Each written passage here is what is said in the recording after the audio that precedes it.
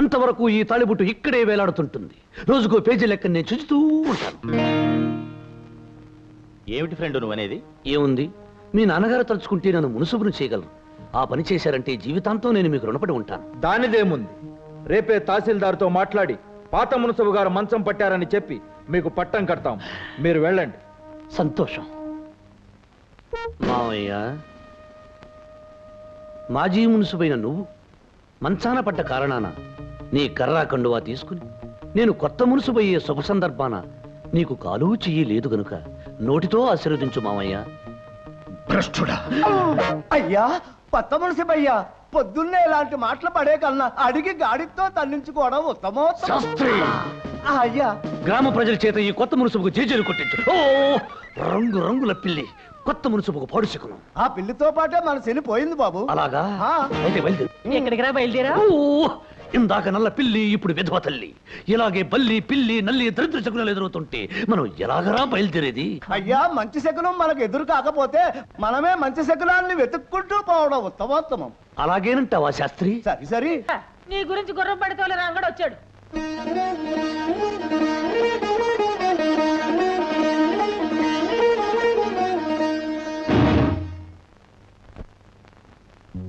ఏమి చింగు చింగున లేడి పిల్లలా వచ్చి మెడ ఎగరేస్తూ కోడి పిల్లలా చూస్తున్నావు? రంగడి కోసమా? అసలు వాడు రాలేదే. నీ మనసులో వాడు ఉన్నాడా లేడా అని కనిపెట్టడానికి మా అమ్మని అబద్ధం చెప్పమన్నాను. నువ్వు వచ్చిన ఊపును బట్టి నీ చూపును బట్టి వాడింకా నీ మనసులో ఉన్నాడని తెలుస్తోంది. ఈ మొగుడొచ్చాడంటే ఒక్కసారైనా ఇలా ఎగురుకుంటూ వచ్చావా? రాలేదు. కానీ రంగ అనగానే చింగున వచ్చావు. అవునా కాదా? అవును, వచ్చాను. అతని కోసమే వచ్చాను. ఓసిన చిన్ననాటి పెళ్ళామా? వాడి కోసం వచ్చానని ఎంత ధైర్యంగా చెబుతున్నావే? అవును, రంగడితో ఒక విషయం చెప్పాలనే వచ్చాను.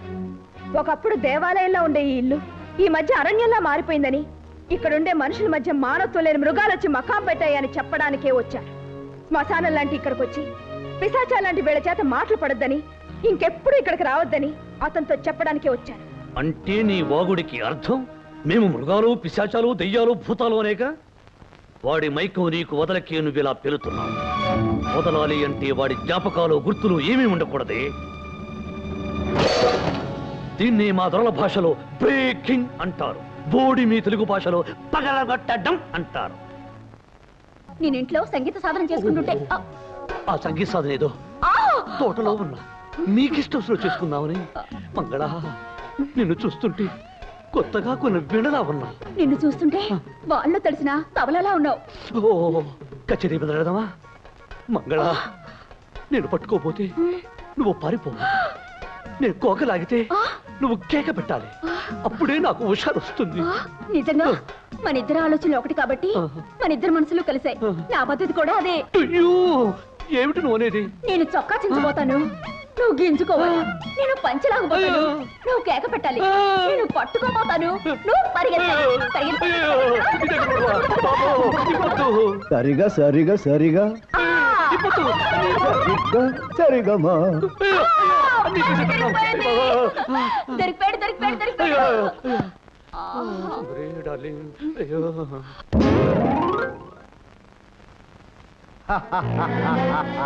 గీతమే కొట్టిన జమీందార్, నీ కూతురు పనిసరి పనిసరి. బలవంతం, నన్ను మోసం చేయవు కదా. ఈ బలవంతురావు నమ్మిన వాళ్ళు ఎప్పుడూ మోసం చేయడు. నమ్మకపోతేనే